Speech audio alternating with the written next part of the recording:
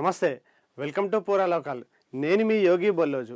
Smuggling ఈ పేరు చెప్తే మనకి ముందుగా గుర్తొచ్చేది పుష్పరాజ్. ఆ సినిమాలో ఎర్రచందనాన్ని అక్రమంగా నరికి దాన్ని పోర్టు ద్వారా వేరే దేశాలకి ఎక్స్పోర్ట్ చేస్తూ ఉంటాడు ఆ స్మగ్లర్.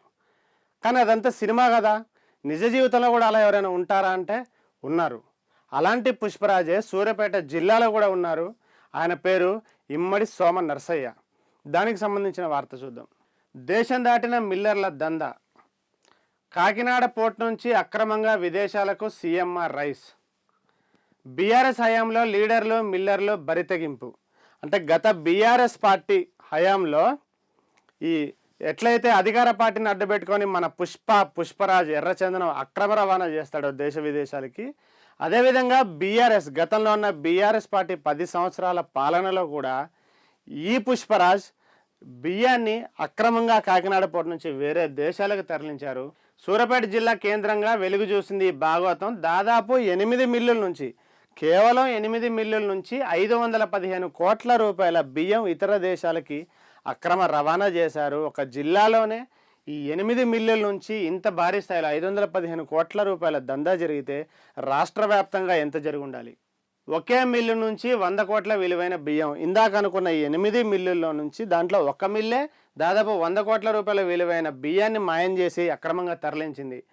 పోలీసులు ఎఫ్ఐఆర్ నమోదు చేశారు. ఆ తర్వాత మిల్లర్ల నిర్వాకంతో గత బీఆర్ఎస్ పరిపాలనలో ఉన్న 10 సంవత్సరాల్లో దాదాపు 9.5 ఏళ్ళు 11,000 కోట్ల రూపాయల ధాన్యం కూడా పెండింగ్లో ఉందని వార్త వచ్చింది.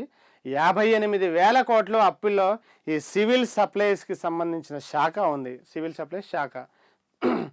ఇప్పటికే ఆర్ఆర్ యాక్ట్ అంటే రెవెన్యూ రికవరీ యాక్ట్, ఇప్పటికే ఆర్ఆర్ యాక్ట్ అంటే రెవెన్యూ రికవరీ యాక్ట్ క్రిమినల్ కేసులతో దాదాపు 1,281 కోట్ల రూపాయలని రికవరీ చేసింది. కోర్టుల నుంచి స్టేలు తెచ్చుకుంటూ సవాలు విసురుతున్న అక్రమార్కులు. ఇది కూడా పుష్ప స్టైలే. ఆ సినిమాలో అక్రమ దందా చేస్తూ ఎర్రచందనం అక్రమ రవాణా చేస్తూ పట్టుబడి అరెస్ట్ అయ్యి పోలీస్ స్టేషన్కి వెళ్ళి ఎఫ్ఐఆర్ నమోదైతే చాలా స్టైల్గా కోర్టుకు వెళ్ళి బెయిల్ తెచ్చుకుంటాడు. అట్లనే ఈ బియ్యం స్మగ్లర్స్ కూడా కోర్టులకు వెళ్ళి స్టేలు తెచ్చుకుంటూ సవాలు విసురుతున్నారు ప్రభుత్వానికి. దీనికి సంబంధించి కస్టమ్స్ మిల్లింగ్ రైస్ అంటాం దీన్ని, సిఎంఆర్. దీనికోసం సర్కారు ఇచ్చిన ధాన్యాన్ని మరాడించి విదేశాలకు అమ్ముకుని భాగవతం సూర్యాపేట జిల్లాలో వెలుగు చూసింది. 515 కోట్ల రూపాయల విలువైన దాదాపు 1,40,000 టన్నుల బియ్యం కూడా అక్రమంగా కాకినాడ పోర్టు ద్వారా వేరే దేశాలకి ఎక్స్పోర్ట్ చేశారు. ఈ మధ్య కాలంలో కూడా ఆంధ్రప్రదేశ్ ఉప ముఖ్యమంత్రి పవన్ కళ్యాణ్ కూడా ఈ కాకినాడ పోర్టు నుంచి వేరే దేశాలకి అక్రమంగా రవాణా చేస్తున్న బియ్యాన్ని సీజ్ ది షిప్ పేరుతో కూడా పట్టుకున్న వార్తలు మనం చూసాము. ఆ తర్వాత ఈ ఒకే మిల్లు నుంచి 100 కోట్ల రూపాయల విలువైన బియ్యం కూడా తరలించారని చెప్పి కూడా మనకు వార్త వచ్చింది. సివిల్ సప్లైస్ ఆఫీసర్లు వీటన్నిటిని గమనించి దీని మీద కంప్లైంట్ చేస్తే ఆ కంప్లైంట్ నమోదు చేసిన పోలీసులు చాలామంది మిల్లర్లని, ఆ రైస్ వ్యాపారులను కూడా అదుపులోకి తీసుకొని విచారణ చేస్తున్నారు. ఈ ఎంక్వైరీలో ఒక్కో రోజుకు ఒక్కో భాగవతం బయటపడుతుందని కూడా వార్త వచ్చింది. కాకినాడ పోర్టు ద్వారా ఈ కాకినాడ పోర్టు చాలా ఫేమస్ అయింది ఈ మధ్యకాలంలో. ఈ సూర్యాపేట జిల్లాకి చెందిన ఈ రైస్ మిల్లర్స్ అసోసియేషన్ జిల్లా అధ్యక్షుడు ఇమ్మడి సోమ నరసయ్య, ఈయనే మన పుష్పరాజ్ రియల్ లైఫ్లో. గత ప్రభుత్వంలోని పెద్దల అండతో 2022 రబీ నుంచి 2023 వానాకాలం సీజన్ వరకు దాదాపు 100 కోట్ల విలువైన ఈ సిఎంఆర్ రైస్ని కూడా కాకినాడ పోర్టు నుండి విదేశాలకి తరలించాడు అక్రమంగా అని చెప్పి కూడా ఆయన మీద కేసు నమోదు చేశారు. ఈ సోమనరసయ్యకి సంబంధించి తిరుమలగిరిలోని శ్రీ సంతోష్ రైస్ ఇండస్ట్రీకి అనుకొక రైస్ మిల్ ఉంది. దానికి సంబంధించిన ఇండస్ట్రీకి 2022 నుంచి 23 వరకు యాసంగి సీజన్లో 27,998 టన్నుల ధాన్యం కేటాయిస్తే దాంట్లో 27,548 టన్నుల బియ్యాన్ని, అంటే దాదాపు 98% బియ్యాన్ని కూడా కాకినాడ పోర్టు నుండి విదేశాలకు ఎగుమతి చేశాడు, అక్రమ రవాణా చేశాడని కూడా ఆఫీసర్లు గుర్తించారు. ఇందులో ఒక్కరోజులో ఇది సినిమాటిక్గానే ఉంది. ఒక్క రోజులోనే 30 లారీల లోడుతోని దాదాపు 2.55 కోట్ల విలువైన 750 టన్నుల ఈ సిఎంఆర్ బియ్యాన్ని నిరుడు జూన్లో తరలించినట్టు తేల్చారు. ఈ సిఎంఆర్ను పక్కదారి పట్టించాడని కూడా ఆనాటి సివిల్ సప్లైస్ అధికారులు ఈ సంతోష్ రైస్ ఇండస్ట్రీ, ఇందాక మనం చెప్పుకున్న ఈ ఇమ్మడి సోమనరసయ్యకి చెందిన శ్రీ సంతోష్ రైస్ ఇండస్ట్రీని కూడా కొత్తగా ధాన్యం ఇవ్వద్దు అని చెప్పి ఆయన బ్లాక్ లిస్ట్లో పెట్టేసింది గవర్నమెంట్.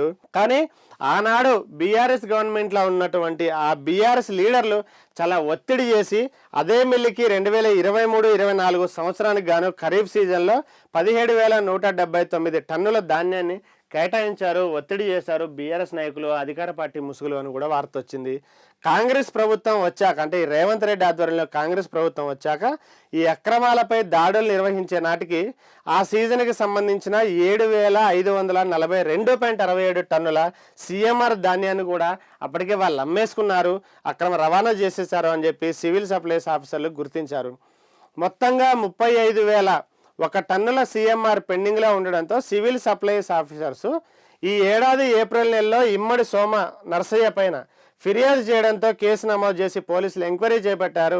విచారణలో భాగంగా కాకినాడ పోర్టుకు కూడా వెళ్ళారు. కాకినాడ పోర్టు నుంచి విదేశానికి ఎక్స్పోర్ట్ అవుతున్నటువంటి ఆ బియ్యాన్ని కూడా పట్టుకున్నారు. ఆ ఇమ్మడి సోమ నరసయ్యతో పాటు దాదాపు ఆయన కుటుంబ సభ్యులు ఒక 10 మందిపై కూడా ఎఫ్ఐఆర్ నమోదు చేశారు. వీళ్ళు ఒక 100 కోట్ల రూపాయల విలువైన పేదల బియ్యాన్ని కూడా విదేశాలకు తరలించారు అని చెప్పి ఆయన మీద కేసు నమోదైంది.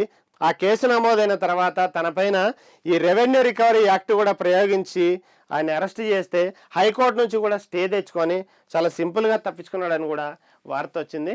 ఇటు ఆర్ఆర్ యాక్ట్ అంటే రెవెన్యూ రికవరీ యాక్ట్, అటు క్రిమినల్ కేసులు ఇవన్నీ పెట్టినప్పటికీ కూడా వీళ్ళు ఈ ఇల్లీగల్ ఎక్స్పోర్ట్ అనేది చేస్తున్నారు అని అన్నారు.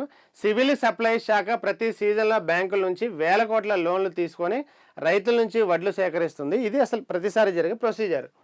ఇట్లా కొనుగోలు చేసిన ధాన్యాన్ని మిల్లర్లకు ఇస్తే ఆ మిల్లర్లు వాటిని మరాడించి బియ్యం రూపంలోకి మార్చి దాన్ని ఎఫ్సిఐ అంటే ఫుడ్ కార్పొరేషన్ ఆఫ్ ఇండియాకి ఇవ్వాలి. అయితే ఫుడ్ కార్పొరేషన్ ఆఫ్ ఇండియా ఎఫ్సిఐకి ఇస్తే అక్కడి నుంచి రేషన్ షాపులకు వెళ్తుంది. రేషన్ షాపుల నుంచి కూడా పేదలందరూ కూడా వాళ్ళ రేషన్ కార్డుల ద్వారా తీసుకొని ఇళ్ళకి తీసుకెళ్తారు. అయితే ఈ బీఆర్ఎస్ 9.5 ఏళ్ల పాలనలో పలు జిల్లాల్లో ఈ లీడర్లు మిల్లర్లు ఏకమై 1,000 కోట్ల రూపాయల అక్రమాలకు తెరదీశారు. ఈ క్రమంలోనే ఎలాంటి బ్యాంకు గ్యారంటీ లేకుండా కనీసం మిల్లులు ఉన్నాయో లేదో అంటే అసలు ఆ మిల్లులు ఎగ్జిస్ట్ అవుతున్నాయా లేవా అని కూడా చూడకుండా చాలా గుడ్డిగా కూడా వెరిఫై చేయకుండా వాటికి భారీ మొత్తంలో వడ్లు కేటాయించారు. ఇలా అడ్డదారిలో పొందిన ధాన్యాన్ని మిల్లింగ్ చేశాక దాదాపు ఎఫ్సిఐకి కూడా వీటిని అప్పచెప్పకుండా ఎఫ్సిఐకి వీళ్ళు అప్పచెప్తారు. అట్లా పెట్టకుండా బహిరంగ మార్కెట్లోనే వీళ్ళు ఇల్లీగల్గా అమ్ముకున్నారంట. కొందరు కాకినాడ పోర్టు ద్వారా బంగ్లాదేశ్కి, శ్రీలంకకి, మలేషియాకి ఇలాంటి గల్ఫ్ దేశాలకి చాలా దేశాలకు కూడా ఎగుమతి చేశారు. ప్రతి సీజన్లో అక్రమాలు అలవాటుగా మారడంతో 2014లో అంటే బీఆర్ఎస్ పార్టీ అధికారంలోకి వచ్చిన నాటి నుంచి ఈ 9.5 ఏళ్లలో దాదాపు 11,000 కోట్లకు పైగా విలువైన ధాన్యం పెండింగ్లో పడిపోయింది. కాంగ్రెస్ పార్టీ అధికారంలోకి వచ్చే నాటికి సివిల్ సప్లైస్ శాఖ 58,630 కోట్ల రూపాయల అప్పులో మునిగిపోయింది, కూరుకుపోయింది. దీంతో తన శాఖ పరిస్థితి చూసిన ఈ మంత్రి ఉత్తమ్ కుమార్ రెడ్డి ఎవరైతే ఉన్నారో ఆయన ఈ శాఖని ఖచ్చితంగా నేను ప్రక్షాళన చేయాల్సిందే అని ప్రక్షాళనకి పూనుకొని ఈ ఆర్ఆర్ రెవెన్యూ రికవరీ యాక్ట్ ద్వారా మిల్లర్లను చాలా బెంబేలెత్తించి వందలాది మంది మిల్లర్లు బయట వడ్లు కొని మరీ సిఎంఆర్ పెట్టాల్సిన పరిస్థితి వచ్చింది. చివరికి రాష్ట్ర వ్యాప్తంగా 362 రైస్ మిల్లర్లను డీఫాల్టర్లుగా తేల్చి సివిల్ సప్లయర్లు వాళ్ళని పక్కన పెట్టేశారు. వారి నుంచి దాదాపు 3,200 కోట్లు రాబట్టాలని లెక్కదీశారు. జీవో నెంబర్ 11 ఈ జీవో నెంబర్ 11లో సవరణలు చేసి అంటే ఆ జీవోలో ఏం చేశారంటే అంతకుముందు అక్రమ మిల్లర్స్ ఎవరైతే ఈ బియ్యంని అక్రమంగా ఎక్స్పోర్ట్ చేస్తారో అలాంటి వాళ్ళ మీద కేసులైన నేపథ్యంలో వాళ్ళకి సంబంధించిన ఆస్తుల్ని కూడా ప్రభుత్వం జప్తు చేస్తుంది, వాటి నుంచి ఆ నష్టాన్ని కూడా రికవరీ చేస్తే పనిచేస్తుంది. కానీ ఈ జీవో నెంబర్ 11లో వాళ్ళ ఆస్తుల్ని అమ్ముకునే అవకాశం ఉండడంతో ఆ జీవోని సవరణ చేసి వాళ్ళకు ఉన్నటువంటి ఆస్తుల్ని మిల్లుల్ని అమ్ముకోవడానికి వీల్లేదు, వాటిని జప్తు చేస్తాం, వాటి నుంచే రికవరీ చేస్తాం అనే విధంగా ఈ ప్రభుత్వం జీవో నెంబర్ 11లో సవరణ చేసి ఇప్పటికీ దాదాపు 402 కేసులు నమోదు చేసింది. దాంట్లో 77 క్రిమినల్ కేసులు ఉన్నాయి, 351 ఎఫ్ఐఆర్లు నమోదు చేశారు. నయానో భయానో అంటే ఏదో ఒక రకంగా వాళ్ళని భయపెట్టో లేదో బెదిరించో కేసులతోనో ఎట్లనో 1,281 కోట్లు రికవరీ చేశారు. ఈ క్రమంలోనే కొంతమంది మిల్లర్లు హైకోర్టుకు వెళ్ళి వాళ్ళ మీద ఉన్నటువంటి కేసుల మీద స్టేలు తెచ్చుకున్నారు. ఆఫీసర్లకు కూడా సవాలు విసురుతున్నారు అంటే ఎంత భయంకరంగా ఉందో పరిస్థితి చూసుకోవాలి. 8 మిల్లుల నుంచి 515 కోట్ల రైస్ బయటికి. ఇందాక మనం చెప్పుకున్నట్టుగా సూర్యాపేట జిల్లాలో సివిల్ సప్లై అధికారులు టాస్క్ ఫోర్స్తో కలిసి ఇటీవల చేపట్టిన తనిఖీల్లో 2022-23 సంవత్సరానికి సంబంధించి యాసంగి వానాకాలం సీజన్లో 8 మిల్లుల నుంచి దాదాపు 515 కోట్ల విలువైన 1.40 లక్షల కోట్ల సిఎంఆర్ రైస్ను కాకినాడ పోర్టు నుంచి ఎగుమతి చేశారని తేల్చారు. దీంట్లో ఉన్న మన పుష్పరాజ్ స్మగ్లర్ ఈ ఇమ్మడి సోమ నర్సయ్యకి దాదాపు శ్రీ సంతోషి అనే రైస్ మిల్ ఉంది కాబట్టి దాంతోపాటు కూడా Harshita rice corporations, MKR rice mill, Raghuram industries, Lakshmi traders, Sri Santoshi Maa parboil mill, Sri Venkateswara rice industry, Tirumala rice corporation ఇవన్నీ ఉన్నాయి. వీటన్నిటిని కూడా సివిల్ సప్లైస్ ఆఫీసర్స్ ఫిర్యాదు చేశారు. ఆ ఫిర్యాదు ఆధారంగా కూడా వాళ్ళందరి మీద కేసులు నమోదు చేశారన్నారు. ఒక్క సూర్యాపేట జిల్లాలోనే ఇన్ని వందల కోట్ల రూపాయల అక్రమ బియ్యం రవాణా జరిగినప్పుడు, కాకినాడ పోర్టు ద్వారా విదేశాలకు రవాణా జరిగినప్పుడు తెలంగాణలో ఉన్న 33 జిల్లాల్లో కూడా ఎన్ని వేల కోట్లు, ఎన్ని లక్షల కోట్ల రూపాయల అక్రమ బియ్యం రవాణా దందా జరిగిందనేది కూడా చర్యలు తీసుకోవాల్సిన అవసరం ఉంది. దాని మీద దర్యాప్తు చేయాల్సిన అవసరం ఉంది. ఇవి ఇప్పటివరకు ఉన్న అప్డేట్స్. మిగతా అప్డేట్స్ కోసం చూస్తూనే ఉండండి పూరా లోకల్.